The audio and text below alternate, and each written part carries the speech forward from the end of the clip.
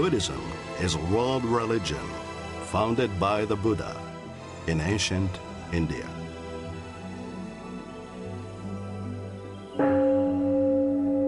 Buddhists seek wisdom, meaning, inner peace, and freedom from greed, hatred, and ignorance.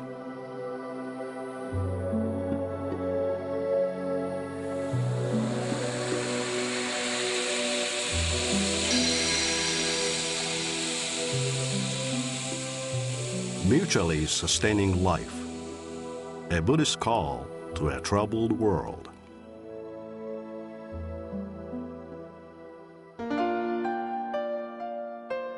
To utter pleasant words without practicing them is like a flower without fragrance.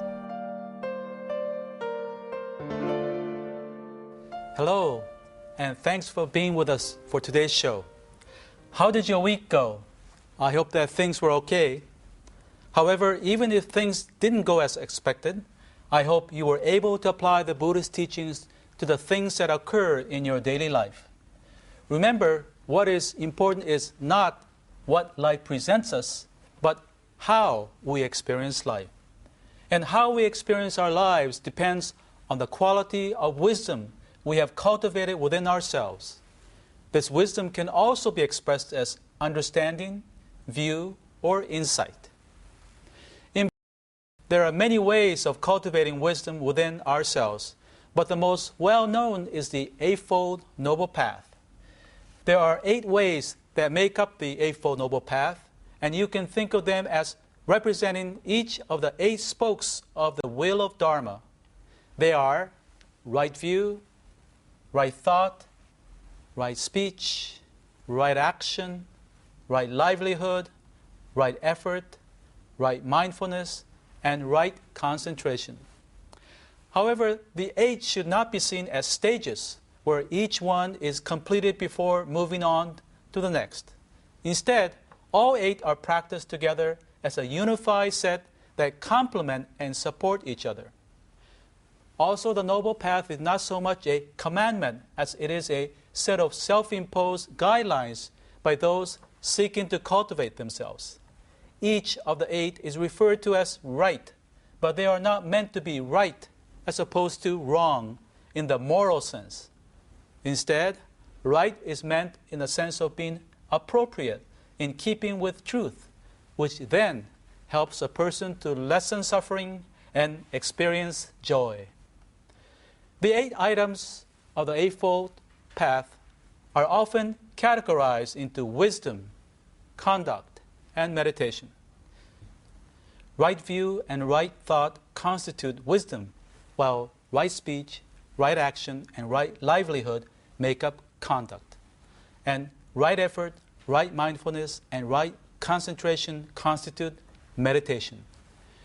This division into wisdom, conduct, and meditation makes sense even when we see how these 3 categories are necessary in training for success in any endeavor or occupation in today's world, whether as athletes, teachers, office workers, or factory workers.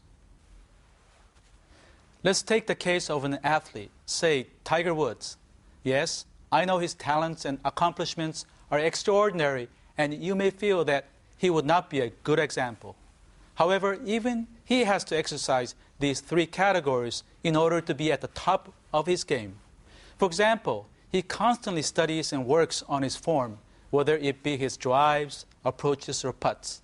Before any tournament, he studies the particular challenges of the course. And understanding is essential even for someone as exceptionally gifted as Tiger Woods. And this is analogous to the wisdom dimension of the Eightfold Path. At the same time, I'm sure that Tiger Woods requires a lifestyle that includes a healthy diet, ample sleeping time, and a satisfying relationship with his people. His relationships, for example, would suffer if he were to speak harshly to his family and lie to his business associates. He could not afford the disruptions and the upheavals in his personal life that would inevitably result from such behavior. So, proper conduct is necessary for a person to be physically fit and emotionally supported by others to do well in one's work, even Tiger Woods. This corresponds to the conduct dimension. The ability for golfers to concentrate on their game is very important. We have become accustomed to seeing Tiger Woods gaze intently on the ball and the hole. As he does so, thousands in the gallery look on, with millions more doing the same on television. While millions of eyes are on him, Tiger's eyes are on the ball and nothing else. And his ability to focus on the game is truly impressive. In a TV interview that I once saw, Tiger attributed his ability to concentrate partly on the values of his Thai mother, for whom Buddhist meditation was a vital part of her Thai heritage. In any event, the ability to focus and concentrate on one's work is essential for success, whether you are Tiger Woods or any person in any line of work. This corresponds to the meditation dimension. So, we can see the importance of cultivating the three categories or dimensions of wisdom, conduct, and meditation. The Buddha recognized this over 2,500 years ago and formulated his teaching into the Eightfold Noble Path. Now, let's take a look at each of the components of this path. Right view and right thought make up the wisdom dimension of the Eightfold Path. Right view refers to our understanding of the Four Noble Truths and other Buddhist principles, such as the Four Marks of Existence, which we have focused on over the course of this program series up to now. And right thought points to the intentions and aspirations with which we face the world and the way in which we see ourselves based on right view. Now, since we have devoted ample time during our previous shows to the two that make up the wisdom dimension, I won't dwell on them any further. Instead, I would like now to turn our attention to the conduct dimension of the Eightfold Noble Path.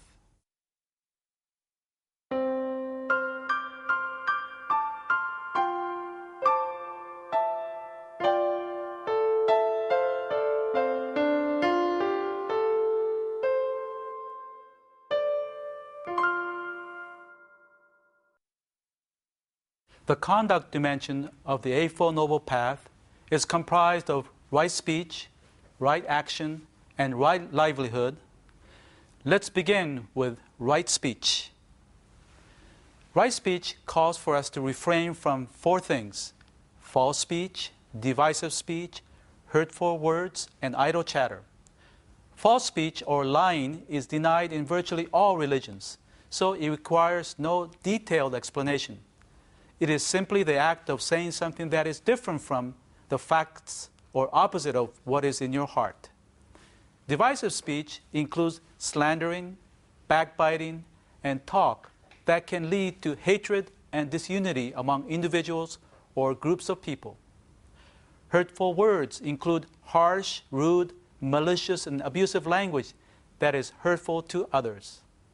Idle chatter refers to the act of talking about things that have very little value, such as gossip, which is based on hearsay and often talked about just to pass the time or to build a false sense of camaraderie in the spirit of self-righteousness.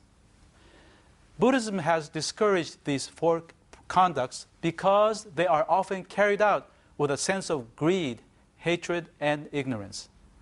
However, when we try to refrain from them, we can naturally choose words and cultivate a manner of speaking that is closer to truth and speak in ways that are more pleasant, considerate, and compassionate. Right action calls for us to refrain from killing, stealing, and sexual misconduct. Killing constitutes the act of taking a life, which includes human life, but also in Buddhism, it also includes animals, birds, fish, and other living creatures. This discouraged Buddhists to stay away from occupations, as we will discuss in a minute, which involve killing, such as trading in arms and weapons. Stealing is simply the act of taking what does not belong to you.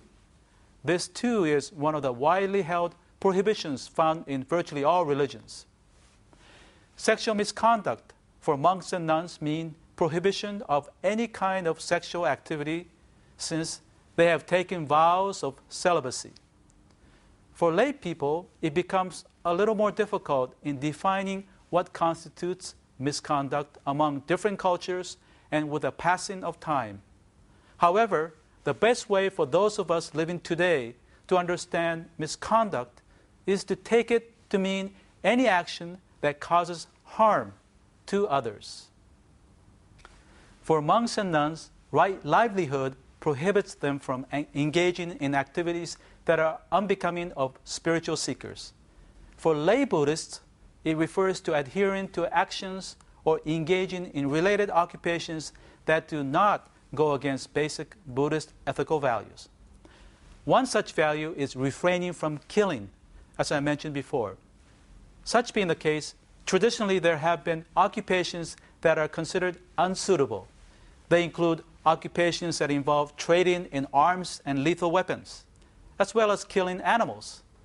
Other unsuitable occupations are those that involve slavery, prostitution, and intoxicants. It's clear from this that Buddhism discouraged professions that bring harm to others. This is in line with a Buddhist position of strongly opposing any kind of war and aggressive acts, as reflected in Buddha's well-known words. Hatred is not overcome by hatred, but only by acts of non-hatred. So, Buddhism has always stressed the importance of putting our ideals into practice, as seen in today's opening passage. To utter pleasant words without practicing them is like a flower without fragrance. Maybe it can be said that by practicing, you will be smelling like a rose. In any event, by practicing the Eightfold Noble Path diligently, I cannot guarantee that you will become another Tiger Woods. However, I can say with confidence that your life and the lives of those around you will be better for it, and that you will probably start wearing some of his infectious smiles. In our next show, we will be visiting with a Korean Buddhist monk. Please join us and have a great week.